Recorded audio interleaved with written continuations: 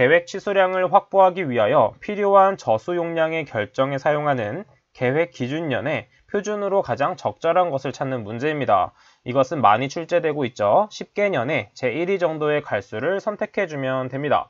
다음 문제 보도록 하겠습니다.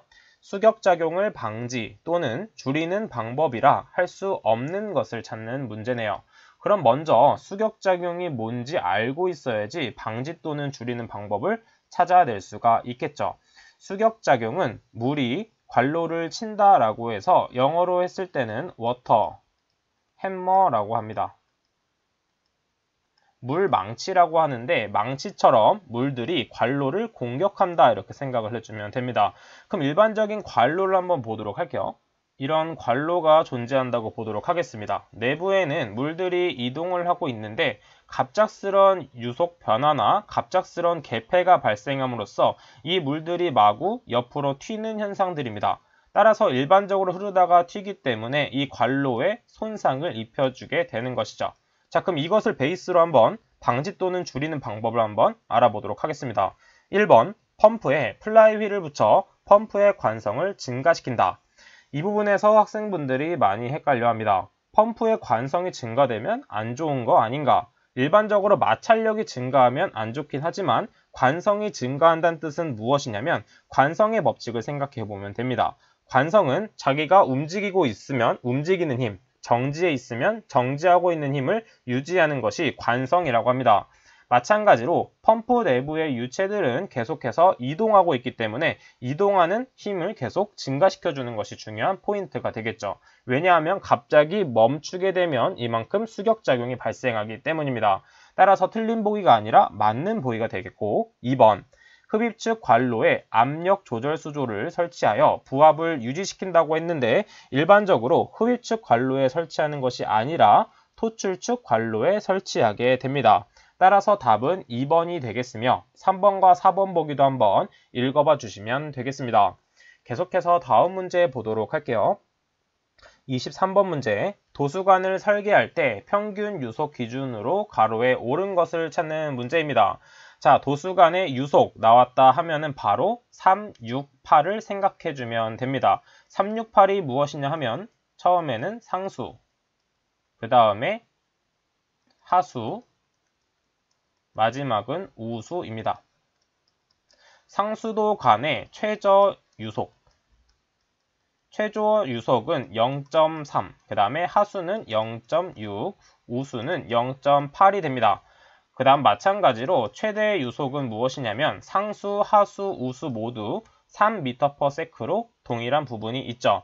따라서 상수간에 해당되는 도수관은 3번에 해당되는 것을 알 수가 있습니다. 자, 이때 중요한 포인트는 수질환경 기사에서는 이 3, 6, 8에 대한 비율이 많이 나오고 있어요. 그래서 이 368에 대한 비율을 암기하고 있는 것이 중요한 포인트가 되겠습니다. 넘어가도록 하겠습니다. 다음 문제 24번 문제 보도록 할게요. 펌프의 공동현상 발생을 방지하기 위한 대책으로 옳은 것을 찾는 문제입니다.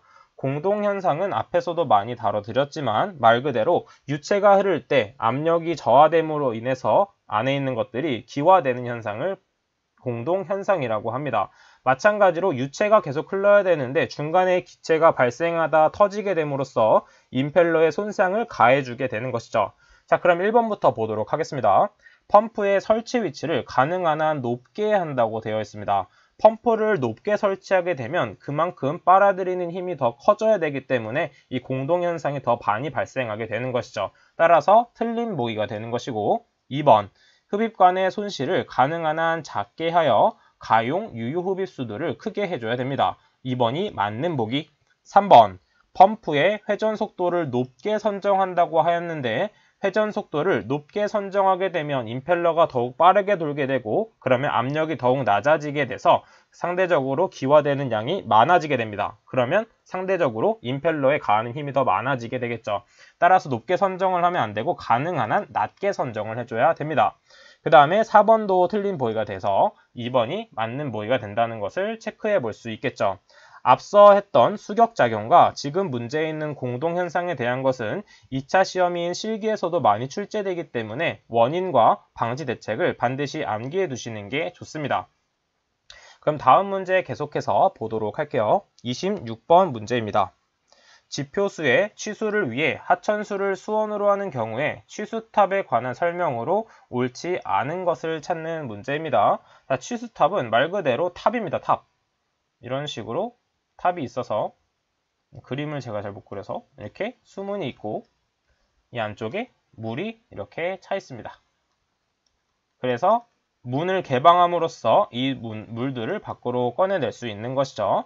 자, 그럼 보게 되면 딱 봤을 때도 탑을 사용하기 때문에 대량 취수 시 경제적인 것이 특징인 것을 알 수 있고 2번 취수보와 달리 토사 유입을 방지할 수도 있다 했는데 대량 취수할 경우에 이런 식으로 마구 들어가기 때문에 토사 유입을 방지하기는 어렵습니다. 따라서 2번이 정답이 되는 것을 알 수가 있죠. 이렇게 그림을 통해서 원리와 원인들을 찾아낸다면 보다 쉽게 보기를 골라낼 수가 있습니다. 계속해서 다음 문제 보도록 할게요. 27번 문제입니다. 상수의 도수관로의 자연부식 중 매크로셀 부식에 해당되지 않는 것은 이것도 중요하기 때문에 암기를 해줘야 되는데 자연부식 중 매크로셀 부식에 해당되는 것은 콘크리트, 토양, 그 다음에 산소, 농담, 그 다음에 이종, 금속입니다. 이번에 있는 간섭은 무엇에 해당되냐면 전식 방법에 해당되기 때문에 2번이 틀린 보기가 된다는 것을 찾아낼 수 있겠죠. 자, 계속해서 다음 문제 보도록 하겠습니다. 33번 문제입니다. 하수 펌프장 시설인 스크류 펌프의 일반적인 장단점으로 틀린 것을 보는 문제입니다. 스크류 펌프는 무엇을 생각해 주시면 되냐면 아이스크림 중에 스크류 말을 생각해 주면 됩니다. 이렇게 홈이 파져 있어서 길쭉한 것을 생각해 주면 돼요. 자, 그래서 1번 보기부터 한번 보도록 하겠습니다. 회전수가 낮기 때문에 마모가 적다 하고 했습니다. 회전수가 크게 되면 이 끌어올리면서 다 튀기 때문에 회전수는 낮습니다. 그래서 맞는 보기. 그 다음에 2번 수중의 협잡물이 물과 함께 떠오르기 때문에 폐쇄 가능성이 크다라고 되어 있습니다. 지금 보게 되면 폐쇄 가능성은 크지 않습니다. 왜냐하면 스크류바를 보게 되면 앞에 있는 막혀 있는 것이 없기 때문에 폐쇄는 절대 되지 않습니다. 따라서 틀린 보기는 2번이 된다는 것을 알 수가 있겠죠. 그래서 마찬가지로 4번 보기를 보면 토출축 수로를 압력관으로 할 수가 없다고 한 게 뻥 뚫려 있기 때문에 압력관을 할 수가 없다라고 생각을 해주면 되겠습니다. 스크류 펌프는 무조건 스크류바를 떠올려 주시면 되는 문제였습니다. 계속해서 다음 문제 34번 문제 보도록 하겠습니다. 계획 오수량에 관한 설명으로 옳지 않은 것은 해당 문제도 정말 많이 출제되는 문제죠. 그렇기 때문에 틀린 보기만 한번 골라내도록 하겠습니다. 3번인 지하수량은 1인 1일 평균 오수량의 5에서 10%라고 하였습니다. 이때 틀린 것은 평균 오수량이 아니라 최대 오수량, 그 다음에 5에서 10%가 아닌 20% 이하로 하는 것이 지하수량에 해당됩니다. 따라서 답은 3번이 되며 1번, 2번, 4번 보기도 출제 가능성이 있기 때문에 같이 암기를 해주면 되겠습니다. 계속해서 다음 문제 보도록 하겠습니다. 38번 문제. 많이 나오는 매닝 공식을 이용한 유속을 구하는 식이 나와 있네요. 자, 그럼 38번 문제 보도록 하겠습니다. 자, 많이 풀어봤던 문제입니다. 매닝 공식을 적용하여 유속을 구하는 문제입니다. 이때 주의해야 될 점은 매닝 공식도 암기해야 되지만 매닝 공식 내부에 경심을 구하는 것을 알고 있어야 돼요. 경심은 어떤 식으로 구할 수 있냐면 닿는 면적분의 그 다음에 단면적으로 풀어낼 수 있습니다. 자, 그럼 한번 공식을 이용해서 한번 같이 풀어보도록 하겠습니다.